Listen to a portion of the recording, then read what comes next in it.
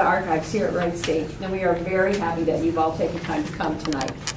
You notice everybody was talking into? Yeah. But we're really glad you're here tonight. This music project was the idea of one of our staff who's since moved on. He was supposed to be here tonight, but he's stuck in traffic coming from Cincinnati. Oh, he's still alive. Yes. Oh, yes. No, he's not. He's in a new job.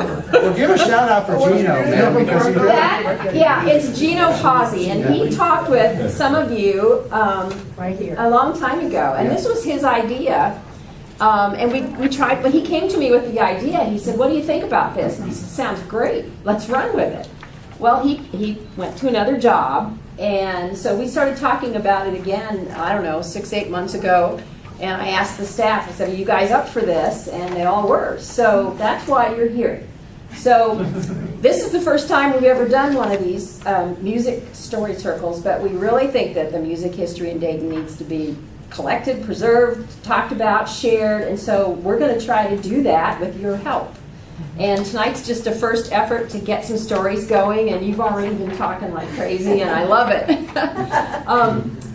So our project is just getting started. We're going to have this conversation tonight. We want it to be informal, relaxed, share a bunch of stories.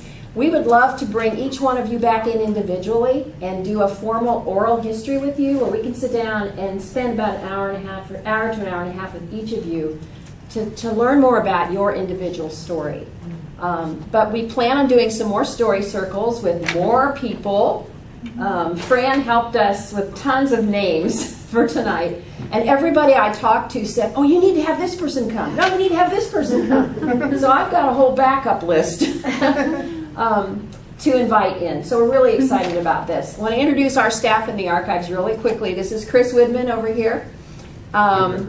He's one of our archivists and records managers. He's going to be throwing questions at you tonight.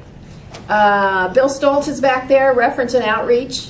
Lisa Rickey's over here, collections manager. She's going to talk to you a little bit later about how we can preserve the stuff that you have, because we'd really like to give it a home here and preserve this history and share it with people. So we'll talk to you about that later.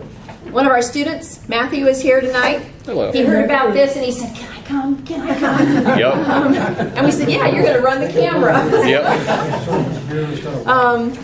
I haven't met you yet, Brian, right? Yeah. Brian, Good ones. Miami Valley School, That's right. and with the band Shrug. With the band Shrug and several others. Okay. For a while. Is your student here yet? He can't come tonight. Oh, shoot. Okay. But he hopes to come to future Some events other as well. time. Yeah. Okay. Brian is here. We'll probably be interviewing you later and bringing in bands from your era for one of these story circles. But Brian has a student, Jonah, right, who is a student at Miami Valley School who's doing a research project Yep. on... On why is Dayton so awesome musically? So this young man was supposed to be here tonight, couldn't come. Yeah. And we will, with your permission, we will put him in touch with you so that he can learn more from you as well. So that's in the works too. Is the guy here yet? That he's not here? I'm surprised he's not here yet. Okay. We have some visitors who came to see somebody who was invited and they're not here yet. So. All right. Did I get everybody? Yes. I'm gonna come right behind you and get some water. Okay. Oh, we could have brought you some. Well, the reason we're all blabbing so much is some of us haven't seen each other for 50 years. Yeah. I think that's, well, I'm so glad we that figured we... this would be a bit of a homecoming. Yeah. Nobody knew Awesome. anybody else. You had hair. Does anybody mind that we are going to videotape this tonight and record it? Anybody have a problem with that? Before you leave, we'll need you to sign a release form over here. So we'll have those ready. We're going to nab you on the way out, so don't leave. You're an agent. But we are going to videotape this, and we just want to record this for posterity. Okay, so we've got a lot of talking to do, and so I'm going to be quiet now and let Chris take over, and he's going to just get you started with some questions. Hi, come on in. Oh, there's Red. What's happening, Mom? Ozzy. It's not for your rock, Mom. The place is so quiet. You know, where's the music? Rick, Here, yes. I'm Dawn. I'm glad to meet you. Nice to meet you. Come on in. All right. Have a seat. What's happening, man? Hi.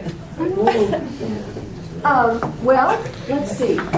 I think we were going to go around and do some introductions, but Chris, do you want to get them started with that and kind of give them some guidance about what we want them to say and how long, and then we'll open it up for more. Yeah, well, we've done a number of oral history projects, documenting university history and different elements of history. And this is a new project we're really excited to do.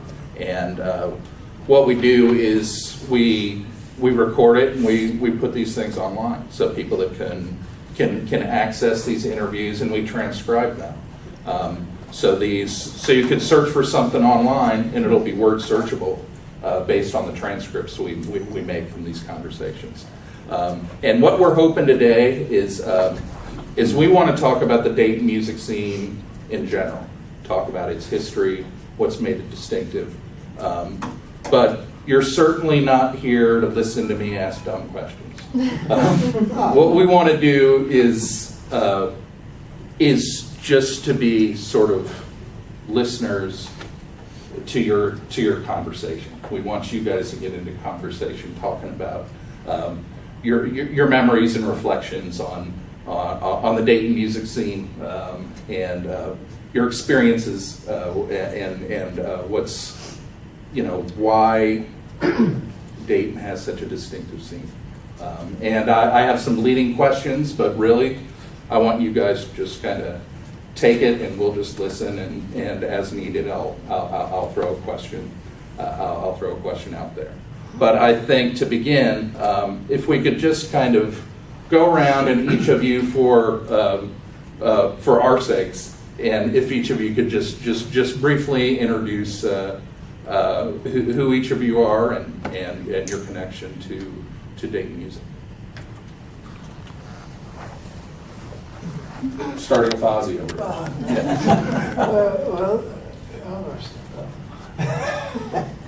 I'm glad to see all of you. I remember what. Oh, yeah, that's been 50 years, man. Anyways, the music, it's always been in my heart. And we was kids, a lot of us, you know what I'm talking about. We were just sitting around and play in somebody's new garage, hopefully, But that's what we listened, and we wanted to be better than what we could hear. I mean, put it like this. I listened to some of the music that we played back in grade school.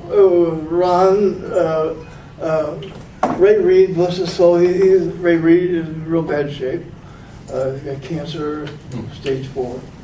But I listened to the music, and we were so close. But in our years, we was there. And we was young, we was kids. We wanted more, I always wanted my first guitar, and I wish I had that now. But Mom, Dad, I remember they bought me a Roy Rogers guitar. And I took it to grade school. I was 5 years old, kindergarten.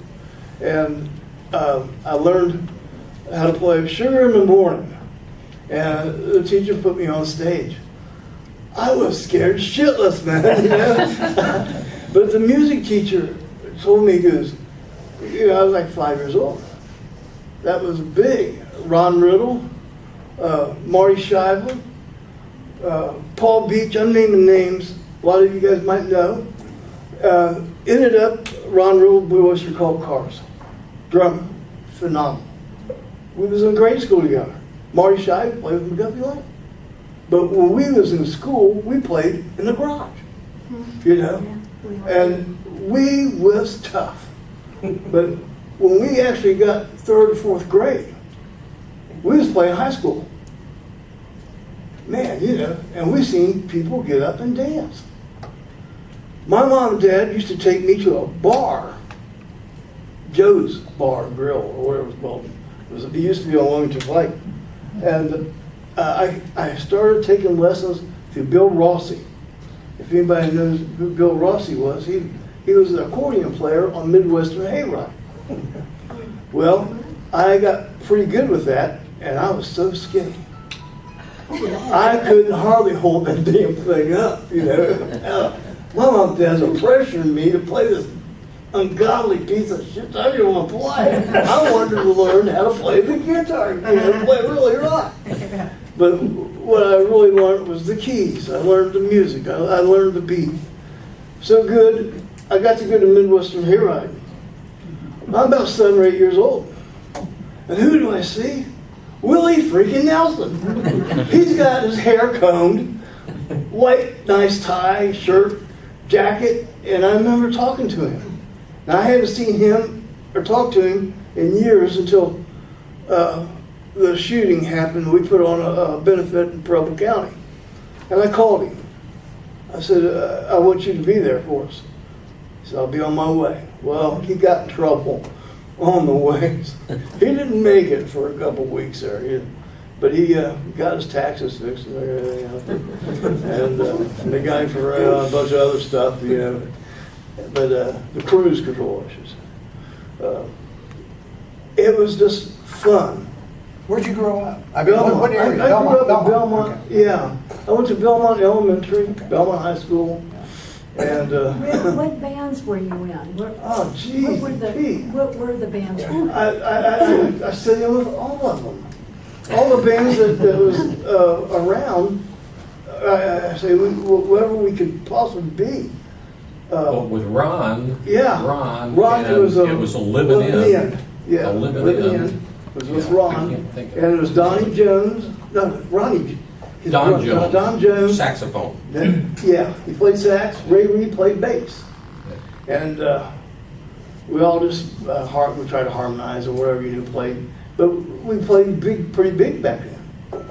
You know, you used to play. You sit in with them several times. Yeah. And then when we played over at your house, they're off the My garage. Yeah, Woodbine or something. Another big garage. I think the biggest one we got to play was Campbell's because it was brand new. But What he's saying about garages is a big part why this happened here. You asked a question about Dayton. A lot of suburbs, and a lot of garages, and a lot of good jobs with parents. You had a garage. Well, We had a garage. there was literally a band on every block. oh yeah, At least one. yeah, Yeah. It At least was. one. And you got to know how to harmonize and sing and play. I mean, you want to be like the Temptations. You know, at that time, our period of life, you know. And then I got to meet Glenn and all this. I had a pizza parlor, the Village Inn, on Smithville. I ended up owning it. And then I worked the one on Stephen Parlor, which I got to occasionally see Lanny Davis. Come into the forum. Oh, buddy, did I ever? Everybody every night I tried. That's right. And you with me, and we sang. I sang up there with you guys. I remember. We had a good time. I bring him over sandwiches, a couple pizzas. He let me sing a little bit. Had to butter him up, you know. But I always got to go in the back door. We walked. Yeah, this is fun. I got to meet Big Red. I got to meet all these people I seen on the Ruth Lyons show. You know, and what was neat is I grew up with about all of you here that I see, you know. And I sit in with just about every one of you play music. Then I can play guitar. Can't do it too good anymore. Too old, can't hold it. But we used to go to the parlor and play. Gee, I can't, the stump water. I'm surprised at stumps. You know, John and Marty. We tried to get a hold of Mark Franks. Yeah, he's hard to get. I found Tom Sears. You know who Tom Yeah, Sears oh, yeah, is? yeah. I found Tom. He lives in Yellow Springs now, and he raises camels and runs an animal rescue. Yeah. Well, I see John, and I post John's stuff on the internet. Whatever he says it to me, I try to post John DeBoer. He's probably one of the Yeah, best I'm one of his flute. friends, too. Oh man, I've never seen anybody that can play a flute or just about any instrument you want to stick in his hand. Yeah, He's phenomenal. He really is. John DeBoer.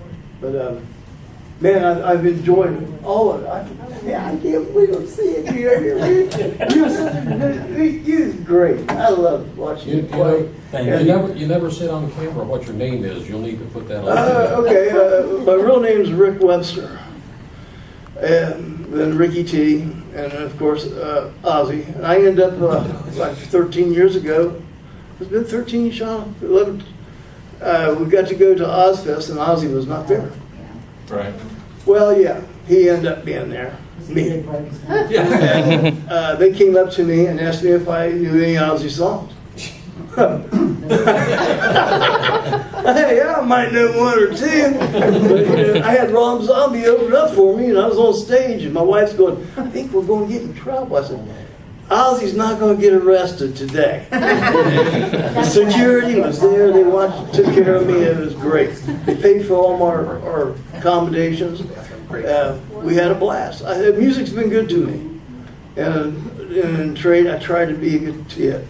I try to treat it with the best, and try to play with the best, like possibly play. I've entertained the grade schools, high schools. I've been what do you call it, a judge for entertainment at the schools. I got to open up Belmont High School. I've had a good time. And it's all because of the music. Right. Music got me there, And pretty much all I really got to say. Thank you for having me. I'm so glad you guys invited me. Thank you so much.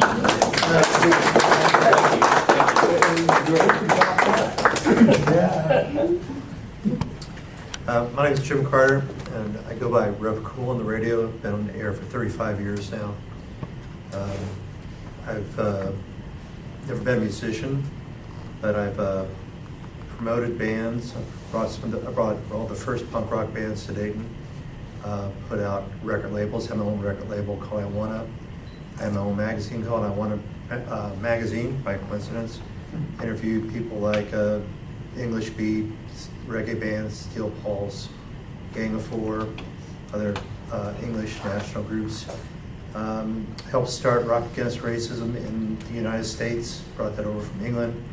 We did Rock Against Racism tours, mostly through Eastern United States. We had like a coalition of people that went from Toronto to Grand Rapids, Detroit, Cleveland, Indianapolis, Dayton, Columbus, Cincinnati, Lexington, Louisville, and we exchanged bands and fight the Nazi skinheads. We also, I had articles published in Rolling Stone and in what used to be the New York Rocker, no longer Existence. We actually wrote an article about Dayton music in the New York Rocker. Introduced alternative country to Dayton with the band Rank and File. Brought in some of the first reggae to town.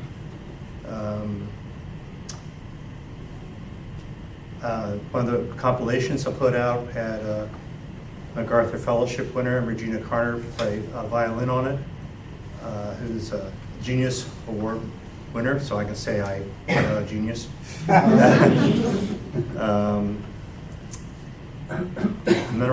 know, that's the start, I guess. That's it. All right. Thank you. Thanks, Joe. You kind of promoted the Highwaymen and the Obvious. Yep, that's me. A lot of those guys. I mean, you Yeah. did massive shows, man. Oh, yeah, thank you. Great shows. Yeah, we had fun. Oh, yeah, I did too. I don't remember any of them. Now, well, that's why he's here.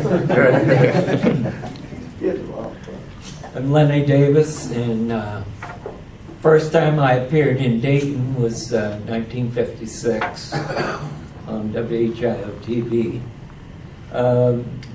In the early 60s, I met my manager, he had a write-up in the paper looking for singers. And I went to a little studio out on West 3rd, and he put me in some room singing with some records. And in the next room, Sonny Flaherty was doing his first record, Our Love Is Real and My Baby's Casual. So he came in the room and he said, "Can you harmonize?" And I said, "Yes." So I went in and was on Sonny's record. And then Floyd took me to Nashville and did 4 songs on me down there. I formed a group, I called them the Megatones. That was when all the newspapers had megaton bombs and all that.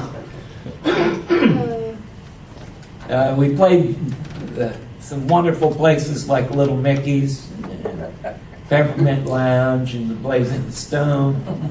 Those places that were around town. The bass player that was on Sonny's record was named Slim Moon, and he said, "Well, you need to meet some more musicians in town." I didn't know anybody, or the clubs. I didn't know the clubs either. And he told me, he said, "Go to the Turf Club and introduce yourself to the debutantes, the fabulous debutantes. Bobby Kendi, her mother Nina, and sister Terry, and Pat Elsa from Indiana. They were fantastic." And anyway, I got to know them. I sang with them, and they said, "Well, you go around to the piano bars and sit in." That back then, there were dozens of piano bars. You could go anywhere near a band. There was so much music in Dayton in the 50s, 60s, and 70s. So they said, "Go down the street to the Brown Derby and introduce yourself to Betty Greenwood." She was playing there then. So I sang with Betty Greenwood for a while at the piano bar. But sitting at the piano bars really helped me. I'm unschooled. I never had any music training. Taught myself everything on stage. So, and I'm going to cut some of this out.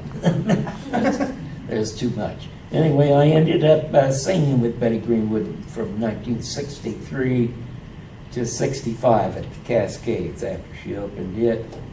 And the bartender and another fellow, a lawyer named Bob Mann, the bartender was Joe Kraft. Anyway, they wanted to open a bar. So Joe said, "Well, let's get Lenny to run the entertainment." And Joe said, "I'll run the management and you take care of the money," and all that to Bob. So we opened the Forum Club in 1965 and stayed open for 12 and a half years. During that time, we had over 200 different singers and musicians in and out of the Forum, with only about a dozen that were permanent type musicians, like Big Red, Bobby Gordon, Dottie Jean, people like that. And when we opened, I said, "No, we don't want to hire from agents. We don't want to get people off the road. We want to get local talent that has never been on the stage under lights, basically." So that's what we did at the Forum Club. Put gowns and tuxedos on our entertainers, had a lot of nice lighting, and had a lot of fun in the club. It was a close club to the audience. Everybody that came in ended up being a friend. We ended up going on the road, and when we came into town, we always played. We played Tropics, Miller's, places like that. And I don't know, I formed a recording studio in 1986, had the first MIDI suite in Dayton. I still have all that stuff.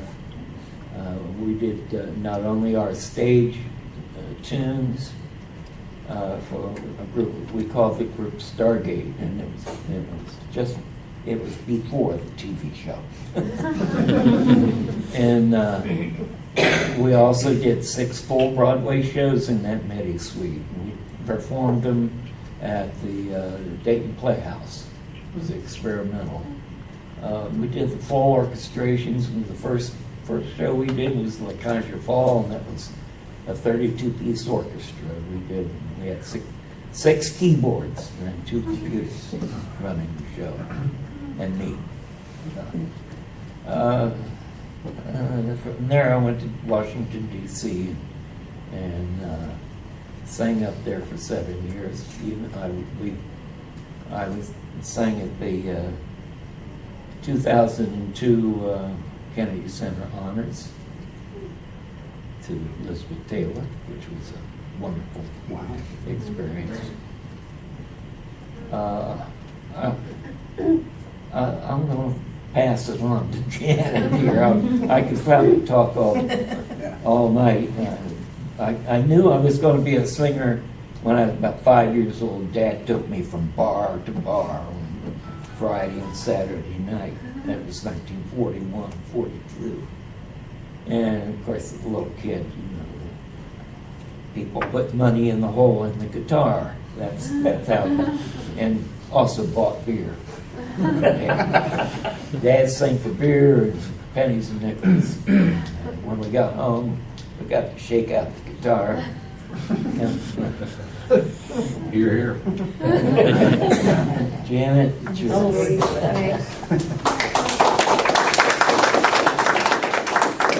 I was saying to Lenny, how many people are going to be bringing the truckload of paraphernalia in when you come here tonight? He's got more physical material, I think, than anybody around. Anyway, my name's Janet Ogg.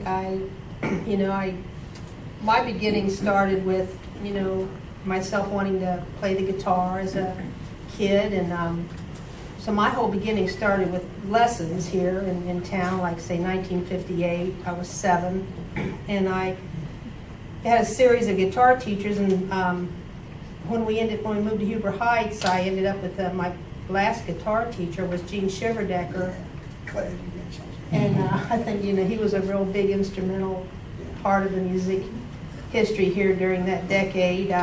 And his son too, Roger, his oldest boy, was a hell of a wild ass rock and roll guitar player, and I took lessons from him every week. And I remember one lesson, we were sitting there during the lesson. He had the lessons in his garage. That's where we took the lessons, and he put on this music. It was called Cry Me a River. It was Julie London and Barney Kessel, this recording of Cry Me a River. And I remember as a child sitting there and listening to that and just loved it. I just fell in love with that music that day. And from then on, I was just in love with that style and period of music. And of course, he could play all the songs on his guitar. And I spent a lot of time back then as a child going to music contests. It was called the American Guild of Music, and it was a great big organization that was nationwide, including South America and Canada. And every year they had regional and then national contests, and I would be in those every year. I mean, we would do the regional, and they would do this great big thing of they had judges, and they would write these great big long papers about, they would talk about how you played and critique it, and then they would award blue ribbons in different places of and trophies and things like that. And then from then after that you would go to the national, which would be in a big city, and then you would be judged, and you could get awards there too. And I just remember during that time, you talked about the accordion. Well, accordion was so big during that period of time, like this one, well, okay, first of all, like when Gene had this big band formed out of his students, and all the horn parts were